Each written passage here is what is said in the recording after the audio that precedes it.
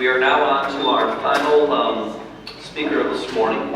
Brother John Pople will be speaking to us on Mother in Israel, Deborah's story, and the Serpent Slayer, Jael's story. Thanks so much. Thank you, guys, and good morning, everyone, again. Good morning. And once again, I forgot to move the table. I'll probably move it. Put some hands on. Once again, we have a little clock here to keep me accountable. But if you want to show your letter S at any time, you feel that's great. Yes, this morning is going to be Deborah and Jael. Slightly different order in the sense that we're going to cover Jael's story entirely within Deborah's story. So we're going to start with Deborah, we're going to finish with Deborah, but Jael will happen in the middle. Enough of that, let's just get started. Who is Deborah? Deborah, a prophetess, we're told, the wife of Lapidot. Now, okay, so we're told her husband's name, or are we? Hebrew doesn't have a word for wife, neither does Greek actually. They just use the words woman and man. You are the woman of your husband, you are the man of your wife. They don't have a specific word. So it's not necessarily saying wife. The English translator has decided that it has, and it might be, but it's saying the woman of Lapidot. And that's relevant. Why? Lapidot means burning torch or firebrand. Later in the book of Judges, you'll see Gideon charging down a hill, and what he's got, the burning torch that he has in his hand, is a burning brand, is a torch that is the same word. Here's my point. So the translation may be, as it says in English, Deborah is the wife of a man named Burning Torch. Unlikely, but possible. I think much more likely what the Hebrew is saying is Deborah is a firebrand of a woman. She is a woman of Lapidot. She is a firebrand woman. Any evidence for that? Well, she judges Israel. She's the one God selected to be the judge of Israel. She's also physically unafraid to take to the battlefield. She is there on the battlefield at Mount Tabor. This is a firebrand of a woman, whether that's what this is saying or not. So that's what I think we're being told here. I don't think there is a husband. The places where you would expect the husband or the husband's name to show up, he's never there. So I don't think we're talking about a married woman. Not that it makes much difference either way, but I think what we're shown is this is a firebrand of a woman that God has selected to judge his people. Deborah, this prophetess, was judging Israel at that time. She held court under the palm of Deborah in the hill country of Ephraim. That's interesting as well, isn't it? Why isn't that the palm of Lapidot? If this is a property or even a building, you'd expect it to be named after her husband's name. Again, there is no husband, I suggest to you. She is autonomous, and she is ruling Israel from the palm of Deborah. And we also have another important character, Barak. He is the commander of the armed forces for Israel, God's appointed military leader, and it's to him, therefore, that Deborah gives the command. Notice the chain of command. God rules, God speaks to Deborah, the judge, and Deborah speaks to the military commander, Barak, and tells him to go to war. God, Deborah, Barak. That is the chain of command through which the commands are given. Here they are. Deborah says to Barak, "Has not the Lord, the God of Israel, commanded you? Go, gather your men at Mount Tabor, bring 10,000 from the tribe of Naphtali and Zebulun." And off they go to fight the invading Canaanites. We remember Canaanites from Rahab's day. They are back now under the command of General Sisera, and they have invaded Israel from the north. Well, that's the command. The problem is, Barak is afraid of it. Barak is fearful. And so he says to Deborah, well, if you go with me, I'll go, but if you don't go, I'm not going. In other words, he says, I'll go, but you better hold my hand, which for a military leader is a little short of the mark, but at least he said, he couldn't say he was going to hide no matter what. So, okay. And so Deborah, of course, communicates the word of the Lord, and the Lord is not totally impressed with Barak here. I will surely go with you, says Deborah. Nevertheless, the road on which you are going will not lead to your glory, for for the Lord will now sell Sisera into the hand of a woman. So is this why Deborah was leading? Because Barak failed to? Often put out there the idea of, yeah, well, the only reason that there's a woman in charge, the only reason that Deborah's leading is because Barak was a bit rubbish, so because the man was no good, then Deborah was allowed to lead. Let's be clear, is this why Deborah led because Barak failed to? Absolutely not. The hand of the woman into whom God will sell Sisera is a reference to Jael, not Deborah. Deborah was chosen by God to lead Israel long before Barak panicked about anything. Okay? So don't let someone sort of wave their hands and just bluff you and say, yeah, well, Deborah was only in charge because Barak was no good. No, Deborah was in charge long before Barak made any cowardly decision not to do what he should do. The elevation, Barak's cowardice, led to the elevation of Jael, but did not lead to the elevation of Deborah. Deborah was already elevated by God. So she has her own position as God's judge, irrespective of Barak's actions. So Deborah now says to Barak, this is now on Mount Tabor. And notice who calls the battle. When does the battle begin? The battle begins when Deborah says so. Not when Barak says so, not when Sisera says so. It begins when Deborah says to Barak, get up! This is the day in which the Lord has given Sisera into your hand. Does not the Lord go out before you? So Barak from the top of Tabor goes down the slopes of Tabor with 10,000 men following him. And the Lord routed Sisera and all his chariots and all his army before Barak by the edge of the sword. And Sisera got down from his chariot and ran away on foot. And General Sisera was ultimately killed by Jael. Jael, the wife of Heber, took a tent peg, took a hammer in her hand, then she went softly to Sisera while he slept and drove the peg into his temple until it went down into the ground while he was lying fast asleep from exhaustion, and thus he died. And this is the song celebrating, we'll come into Jael in focus in just a minute, but this is the song celebrating the victorious battle of the Israelites which the Lord had won from them. Deborah's song. From Ephraim, their route, they marched down into the valley, following you, Benjamin, with your kinsmen. From Machir marched down the commanders, and from Zebulun, those who bear the lieutenant's staff. The princes of Issachar came with Deborah, Issachar faithful to Barak. Into the valley they rushed at his heels. Zebulun is a people who risked their lives to the death. Naphtali too, on the heights of the field. I put a couple of words in gold there, some of the names, and I want you to notice something. Okay, quick question. Which tribes were commanded to go to war against Sisera? Big silence, awesome. Deborah said to Barak, go take 10,000 men from Zebulun and Naphtali. Well done. So 2 tribes were commanded to go to war. Now look, 5 tribes went to war. Zebulun and Naphtali faithfully went to war as commanded. So did Issachar. So did Benjamin. So did Ephraim. How come we got 5 tribes go to war when 2 were told to? And I think this is a good result. I think God wanted all 12 to go to war. You know, you're a family. You're 12 brothers. 2 of you are sent to war. What are the other 10 doing? Going shopping or lying at home on the couch? It's not okay. But why was it the 5 that did happen? Let's have a look. Here's a map. And what have we got on this map? Here's the palm of Deborah in the hill country of Ephraim. Notice that's absolutely on the border between Ephraim and Benjamin. What else do we need to know about? Here's Mount Tabor where the battle started. And it's the absolute triplet intersection between Naphtali, Zebulun, and Issachar. Okay? And those are the 2 tribes that God said, you 2 go fight. So that makes sense. If he's going to assemble the battle on Mount Tabor, then he's got 2 of the 3 neighboring tribes to draw the men from. So it's a logical choice. But who else went? What else have we got on the map? There's the river Kishon. So why is that relevant? It's relevant. It's a tiny little sliver of blue that you can't really see. The battle starts here, and it went westwards.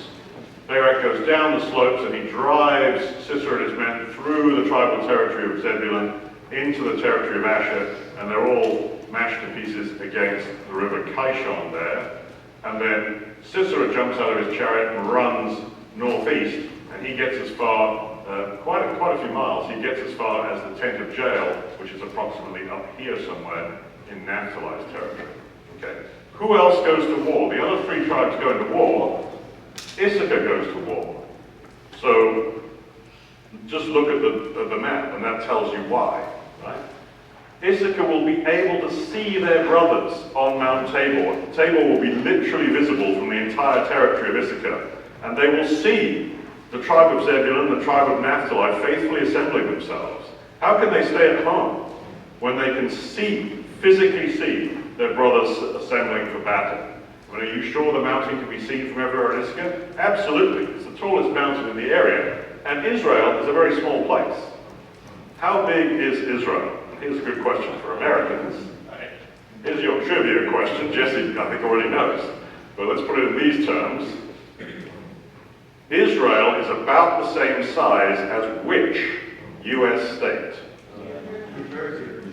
New Jersey. I never looked up the size of New Jersey. That's annoying. Okay, I found New Hampshire to be very close.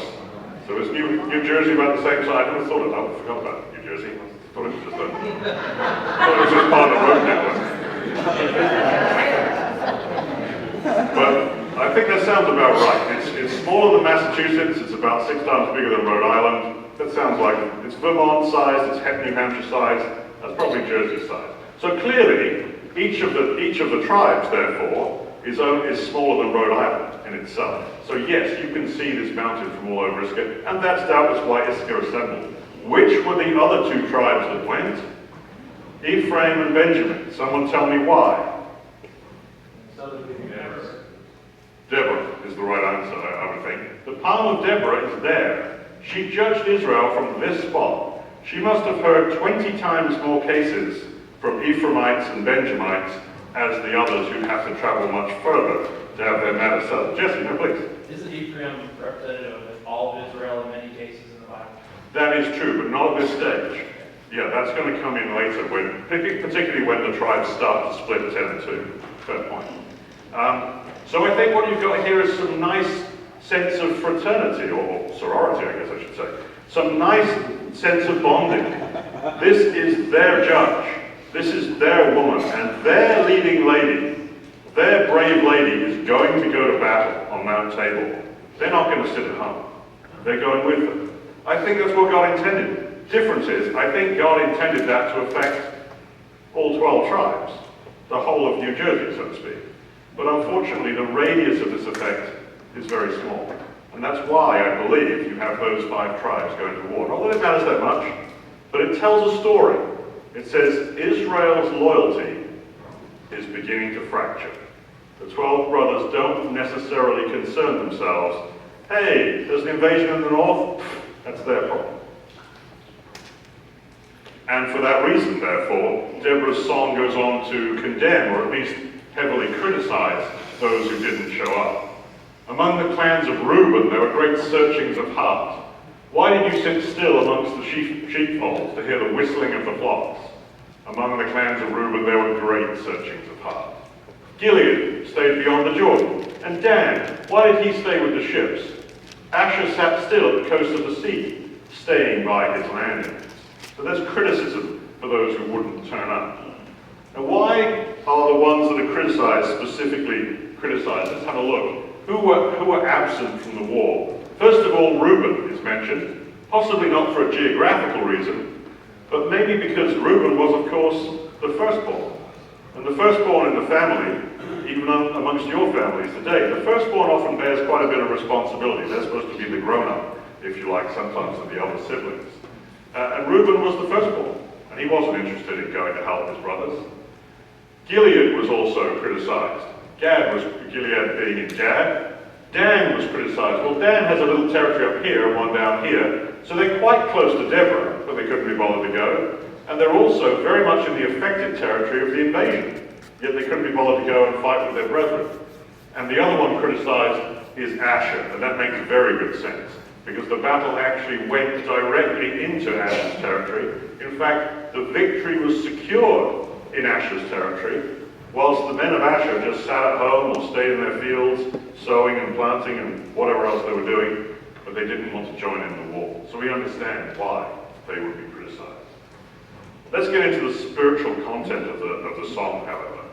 And what we'll find, Deborah presents herself, her tagline that she gives herself is a mother in Israel. And it turns out Deborah is actually very interested in focusing on mothers. And there's two mothers in the song which she sings. Village life ceased. It ceased in Israel until I, Deborah, arose as a mother in Israel. And the other mother mentioned is Sisera's mother. Not his father, not his army, but his mother. The mother of Sisera looked through the window and cried out through the lattice, "Why is Sisera's chariot so long in coming? I know," she said. "Are they not spending all this time dividing the spoil of the war they've won? To every man a girl or two." That is to say, may every warrior pick up an Israelite girl or two that they can bring home and abuse for themselves. But what really happened? What's the spiritual lesson here? Israel won the war through God. The mother in Israel, she sees her children, the Israelite army, she sees her children prevail and live. But the mother in Canaan, which is an ungodly society, she sees her children, Sisera himself, is destroyed. And be careful, watch the words of your mouth. To every man a girl or two, wishes Sisera's mother. May they all pick up a couple of women to bring home. Well, Sisera met two girls, didn't he? Deborah, who outmaneuvered him in battle, and Jael, who stapled his head to the planet and killed him. So, be careful what you wish for. Sisera's mother's wish came very, very darkly true. It's Jael that we focus on now. We're going to come back to Deborah. We haven't finished with her by any means. But since we've mentioned the execution of Sisera by Jael, let's slide straight into her story at this point. Jael is the wife of Heber the Kenite. And Kenites are, let's be simple, they are traitors to Israel. They're Israelites, they're Levites. They are, in fact, connected to Moses' own family. So they should be priests traveling throughout the land, ministering God's word and ministering to their brothers. But they're not. They've made a pact with Jabin, the king of Hazor, and so they're actually Sisera's friends. And that's why when Sisera bails out of his chariot, realizing the war's going very badly, he runs. He's not running randomly. He is going to these Kenites because they're traitors and they will give him sanctuary. And Jael is the wife of Heber the Kenite. Well, hang on a minute. Wife, however, the Hebrew word only means woman. And Heber is the Hebrew word that just means group. So what is that really telling us? The translation may be that she's the wife of a Kenite man named Group. I think that unlikely. Or it's saying she is a woman of the Kenite group. And it's worth emphasizing that she's a woman of the Kenite group. She is a woman of the group of traitors. Jael herself, of course, is not a traitor to the God of Israel, but it tells us about her backdrop. She's a non-traitor amongst a group of traitors. Her life isn't that easy. What does her name actually mean? Well, if it's a single syllable, Jael, it means mountain god. If it's a compound word, which is much more likely, it means Yah is God. Yael, same as Elijah, Eliah, right, just with those syllables the other way around. Yael, Yah is my God. And I think that's why we know her by that name. I think most of the names of the people in Scripture are not the names their parents gave them. I can justify this. And I think in Yael's case, that who knows what name her parents gave her, and who cares? This is her real name. This is the name by which God knows her. The one whose God was Yahweh amongst a group of traitors. One whose God was Yah among a group of traitors. This is a strong woman. Whether or not she could have bailed out of that group, I don't know. Doesn't matter. She chose not to. She said, no, I'm among a group of traitors. That doesn't bother me. I will serve the God of Israel, and I will do what's right for him, and I may have influence amongst this group. And she has immense influence on this particular day. So Jael came out to meet Sisera. Let's stop there just a second. Let's think about this in human terms. We all know the story. Jael meets Sisera, goes to the tent, he falls asleep, she whacks his head, and all done. Nice. But how simple was that? Let's think about it in her terms. She didn't know Sisera was coming. She wouldn't know whether the war was being won or lost by Israel or by Canaan. She would know Sisera because the Kenites are traitors and that they've doubtless met many times. All of a sudden, in her camp, in walks the general, or staggers the general, right, running from the battlefield. Think about how quickly she has to act. She wasn't given days to prepare for this, or weeks, or months. She has, how long do you think she has? This is an entire camp of traitors. The moment he connects with any of them and is taken into their tents, he's safe. The whole group will protect him. How long do you think she has? I'm going to guess she's got about 15 seconds to figure out what she's going to do from when she first sees Sisera. That's fast thinking. That's fast acting. The phrase is carpe diem, seize the day, right? Jael seizes the day and has destiny thrust upon her, more so than just about any other biblical character I can think of. David goes up against Goliath. He's had weeks to prepare for it. Jael has about 15 seconds to decide what she's going to do. Sisera does not go into the tent of Jael. Jael goes out to get him. That's what it says. She sees him. She's like, I'm going to act. I'm going to do this. So she goes out to meet Sisera. Turn aside, my lord. Turn aside to me. Have no fear. So he turned aside into her tent, into the tent of Jael, as it's called. By the way, it's the tent of Jael. Did you notice that? It's not the tent of Heber. There is no Heber. There is no husband. This is a woman who has property, house of her own. That's interesting. Rahab has property of her own. It's Rahab's house. Deborah teaches under the palm of Deborah. She has property or a place of her own. The tent in which Sisera is executed is the tent of Jael. Jael has property of her own. Every single one of these women, including Delilah, as we will later discover, has their own property. They've already busted through the shackles of the society in which they've been raised to be women of prominence, when that was in itself a very difficult thing to do. These are leading ladies. These are not random characters. Jael came out of her tent to meet Sisera, and we did that bit. She covered him with a rug. Sisera says, please give me a little water to drink, for I'm thirsty. So she opened a skin of milk and gave him to drink and covered him. He asked for water, but she gave him milk. Why did she give him milk? Best guess. Put him to sleep. Yes, it's not an absolutely lethal substance in itself. Not like cyanide or strychnine or helium. It's merely something which actually aids in the best going to sleep. This is not just an old wives' tale. This is a proper scientific paper looking at the effects of tryptophan, which is what in milk, on the mood and on serotonin, and basically putting him to sleep. And it's all very viable. So whilst he's asleep, Jael took a tent peg and took a hammer in her hand and went softly to him and drove the peg into his temple until it went down to the ground and he died. Notice again how quickly Jael is adapting to circumstance. When David fought Goliath, Saul came to him and said, try all this armor. And David said, well, that's great, but no, it's not really for me. Never mind, says David, I've got my own kit. Tried and tested field kit, in which I've already killed a bear, I've already killed a lion, I've got this. And he has. He also has faith, as does Jael. Jael has no equipment. Jael's at home. What is she going to use? She's looking around. Throw pillow. Well, that could take a while, you know. Oh, tent peg. All right, that's the best we've got. She has to kill with domestic items. This is a woman who adapts fast, thinks fast, acts fast, and does so because Jael, her God, is Yah.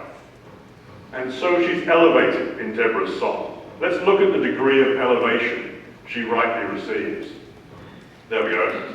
Sorry, I'm a scientist. It had to get nerdy at some point. Here we go.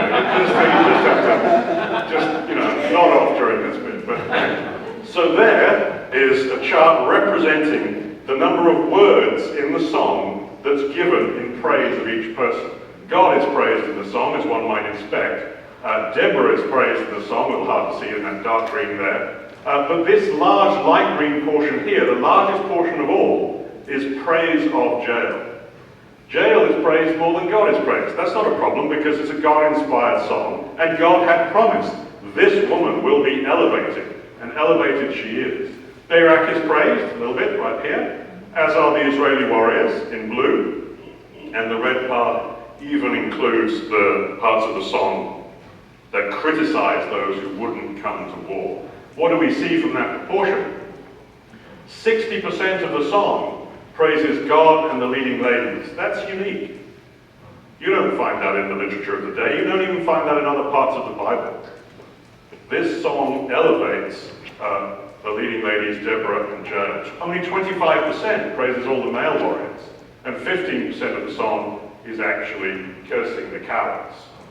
So the song itself, by that analysis and by other analyses, is very female forward. Of the number of characters mentioned, 15, not different characters, but 15 character mentions, 8 of them are for the women, 7 for the male. Now it's only the tiniest advantage, female over male, but again, unprecedented. Normally you'd expect 1 or 2 mentions of females amongst males in a battle song. But in this battle song, this battle is won by the women. I've listed the mentions here. More female names than male names, and even the whole plot line follows females. Have a look. The days of Shamgar, who's a male judge, are immediately equated in the opening lines of the song. So we may as well call these the days of Jael. Deborah arose. She arose as a mother in Israel, the motif by which she's known. We're going to look at that. Awake, awake, Deborah, it says. And later, awake, awake, Barak. The princes came with Deborah, it says. And later, the princes came with Barak. Jael is most blessed among women. That's a massive phrase we need to look at. And Jael crushed Sisera's head, and in the end, it's the mother of Sisera that's wailing, not the father of Sisera. And it's the princesses who tell the mother of Sisera what has happened. There's no male envoys involved. This song is entirely devoted, or entirely led, by female characters. Like it or hate it, that's definitely the fact in front of us. And I think that's a wonderful thing for these leading ladies. And the song actually, therefore, we've seen Deborah contrasted 2 mothers. There's me, a mother in Israel, says Deborah, my children live. And there's the mother in Canaan, Sisera's mother. Her children die, her child dies. And then Deborah goes on to make some very strange comments we really want to look at. Look at how she actually includes Jael as mentioned as a mother. Now this is a bit strange. She's actually described as a mother to Sisera. We can see that in the prose of the plot, right? Jael gave Sisera a blanket, she put him to bed. The song says she brought him milk and curds. These curds might be sort of little poetic addition, doesn't matter. It's still a very mothering figure. She stood guard at the tent door. It's a very kind of mothering motif that the song has. In particular, we have these very strange words. Think how strange these are, or how wrong they are. Between her feet, or legs is actually what's really being said. Between her legs, he sank, he fell, he lay still. Between her legs, he sank, he fell. Where he sank, there he fell, dead. It's dynamic. He's falling, he's falling, he's falling. And you're like, no, it wasn't. He was unconscious. He was lying down, totally and utterly still. So which is true? Well, both are true. In reality, in physical reality, he was lying down asleep. But Deborah says, no, I want you to see this picture. I want you to see the picture of him falling in front of Jael, falling before Jael. Have a look at this little phrase here. In the Hebrew, we can find it. It's reference to childbirth. Rachel, I think, uses it here. We're not going to waste time running around in Genesis. But this, between her legs, he sank, he fell. What's being said here is he's being born from Jael. But he's being born dead, stillborn. Sisera is stillborn of Jael. Is the very curious, slightly gory picture that we're being shown in the song. Bizarre, but that's what it says. Deborah's song describes Jael birthing Sisera as a corpse. Why would you do that? Because Deborah understands the afterlife. This is what she's trying to say. Yes, in this life, there's the contrast between me, the mother in Israel, and Sisera's mother. My kids live, her kids die. But in the afterlife, what Jael has done has sealed his eternal fate. Because he will be reborn in the afterlife, and he will be reborn to death. His fate is sealed. He is eternally destroyed. And the hand of God, through Jael, has made this happen. So, in this life, this is the slide we've already seen, Sisera's mother, the children die from the ungodly society, the children live from the godly society, but in the afterlife, in the next life, there's actually a comparison in the song between the mother in Canaan, same one, Sisera's mother, and the mother in Israel is now shown to be Jael. Sisera has been killed in this mortal life, but because of the actions of Jael, Sisera will be reborn. His fate is the second death, reborn to destruction. So that's a very weird point, but take some thinking about. But I invite you to go and reappraise the Song of Deborah in that context. But we need to pick up on this comment, because coming out of the song, most blessed of women be Jael. Blessed art thou among women. To whom is that said? Mary, the mother of Jesus. And you don't need to be of a Catholic background to know that, but obviously if you are, you'll have had that drilled into you. Blessed are you among women, and blessed is the fruit of your womb, says Elizabeth and Gabriel to Mary. But here's the interesting thing. This, I asked you and you answered correctly. This is a blessing given to Mary. It was given to Jael first. When you hear the phrase, most blessed of women, don't be triggered to think of Mary. Be triggered to think of Jael. It was her blessing before Mary inherited. It makes a link between Jael and Mary, and the link is, as we've said, this blessing is actually something Mary inherited from Jael. Jael came first. Fascinating, isn't it? Now, who is Mary? Mary is the mother of Messiah, of course, and so that sort of gives a between Jael and the mother of Messiah, simply because Mary and Jael received the same blessing. The ultimate mother of Messiah, of course, back from the Eden promise, is Eve. Eve would have a child, and the child would overcome the serpent and save mankind. And therefore, by implication, we actually have a little link between Jael and Eve, because these are connected, these three women are connected via the argument shown.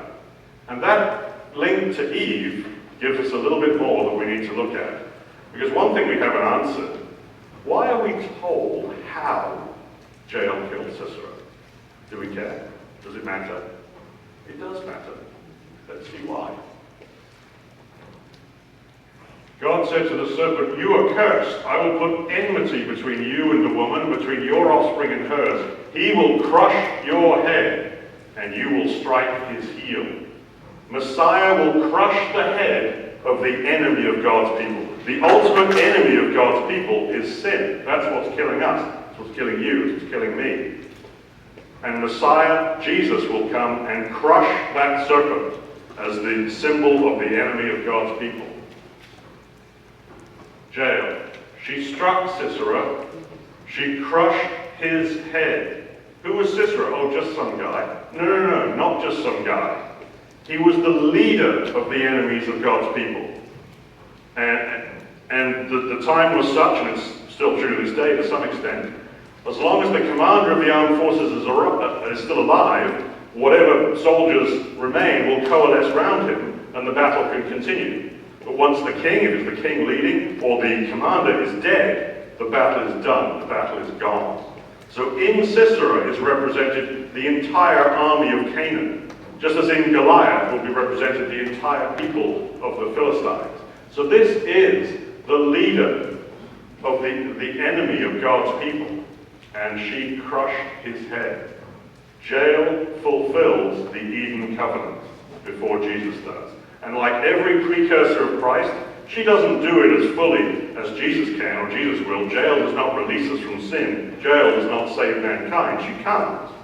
But she's done a little precursor cameo to show us who Jesus is and what he's coming to do. She was sufficiently brave, courageous, thought in the moment, lived in the moment, had absorbed Yah as her God, so that she could act quickly and she could fulfill Genesis 3:15 before Jesus' world. That is an extraordinary elevation. And that is the elevation. That is the blessing that was promised for Barak. Very apt, since his name means blessing, right? Hebrew for blessing is Barak. But he balked. He chickened out. And so there was someone who was equally ready as Barak, or more ready as Barak, I should say, to adopt it. That's Jael's story, and that's her magnificent legacy. However, we haven't quite finished with Deborah's story. Let's wrap up at the end here and see a little bit more from Deborah. You see, Deborah chose to identify herself as a mother in Israel. Deborah chose to describe herself, but she had other choices. So I want to just get your minds thinking. Why do you think she chose to advertise herself as a mother, which she almost certainly wasn't, literally, of course, if you know husband? Why choose the role of a mother when she had other choices? She was a wise, discerning judge. Not every Israelite judged Israel for God, but she did. She could have said, I arose as God's judge in Israel. Magnificent. What a great announcement. I can't say that. She could. And she said, no, never mind that one. That one doesn't matter so much. Okay. She was a warrior, in the sense that she was there on the front lines, on Mount Tabor, telling Barak, now's the time, go fight. She called the battle. She's a mighty, valiant warrior for Israel. She said, no, never mind that one. That doesn't matter so much. I'm not going to describe myself as a judge, and I'm not going to describe myself as a warrior. I'm going to describe myself as a mother. Why? And maybe my automatic assumption is part of the problem. I'm automatically assuming that a mother is so much less than a judge, that a mother is so much less than a warrior.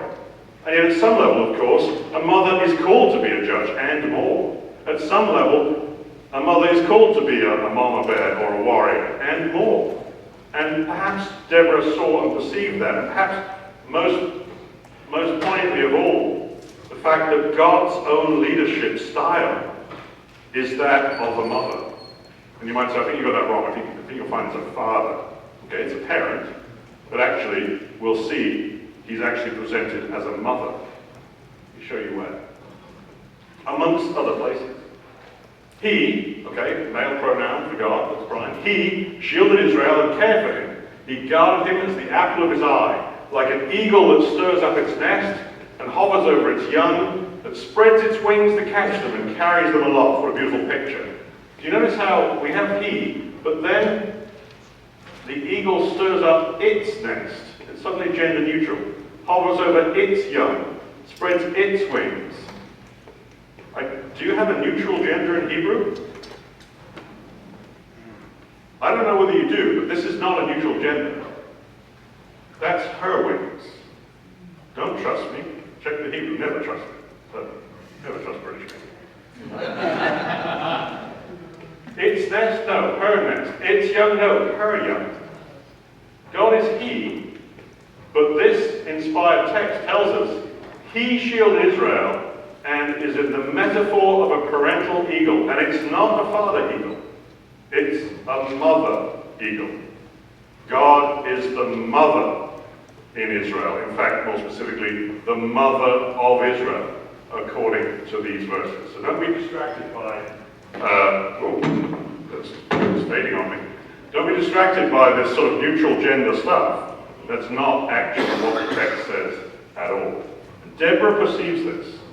Deborah sees the mothering style of God. So when she's elevated in that song that's inspired by God for her to write, yes, judge is good. Yes, warrior is good. They're grand. But even better, she says, let me take the highest station. I have been a mother in Israel. And so she describes herself as such. You know, someone else did that. And I think this is what Deborah saw. You remember from the Old Testament that verse about Abraham saw Messiah's day and was glad? Remember that verse? You think he was the only one who saw that? You think it was only Abraham who could perceive the coming of Messiah? Let's look at what Messiah says. You judge according to the flesh. I judge no one.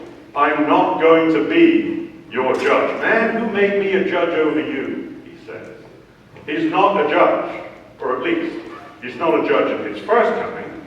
In his second coming, we know God has fixed a day on which he will judge the world in righteousness by that man whom he has ordained, whereof he's given assurance to all men, in that he has raised him from the dead. And that is Jesus, of course. Is Jesus a warrior? Lord, shall we strike with the sword? And one of them, Peter, struck the servant of the high priest and cut off his ear. But Jesus said, no more of this.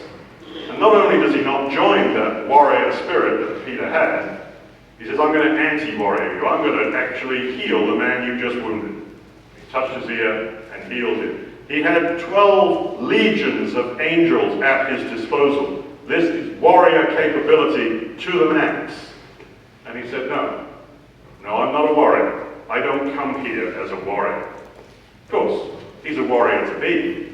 When he returns, he shall strike the earth with the rod of his mouth, and with the breath of his lips he shall kill the wicked. But in his first coming, he said, I will not be your judge, and I will not be your warrior. Okay, well, if you're not going to be my judge, and you're not going to be my warrior, what are you going to be? What role did Jesus actually take? I got the magic S there. Just makes me think of Scarlet. Yes, derailing me here. So if he's not going to be the judge and he's not going to be the warrior, how did Jesus describe himself? What do you think? He said, Jerusalem, Jerusalem, the city that kills the prophets and stones those sent to it. How often would I have gathered your children together as a hen gathers her brood under her wings, and you weren't willing. A hen. How many male hens out there? I'm not sure what your biology knowledge is. Mine is pretty terrible. But I'm fairly sure. See, Jesus had the right to present himself as a strutting rooster, as a crowing cockerel, but he said, no, I'm not those things. I'm a hen. I'm a hen with her chicks. And I'm a hen with her chicks in Jerusalem. Ergo, I am a mother in Israel. That's who I am. You can't argue with the text. Some of us might think, well, that's a bit awkward. I don't want to see Jesus describe himself as a woman or as a mother. Well, deal with it. It's written in the text. That's how Jesus says, I am a mother in Israel. And I think somebody saw that coming. Jesus declined to be a judge. Jesus declined to be a warrior. He chose his role as a mother in Israel. What if you'd foresawn that? What if you'd foreseen that with the Spirit? What if you knew that was coming? What might you do? Might you perhaps say, well, I am a literal judge in Israel, but I will not present myself as such. I am a literal warrior in Israel. I was there on table, but I will not present myself as such. I will not present myself to you as a judge or as a warrior. I will present to you as a mother in Israel. And do you know why I choose to present myself that way, says Deborah? Because like Abraham, I saw his day, and I was glad. Deborah saw Messiah. That's her greatness.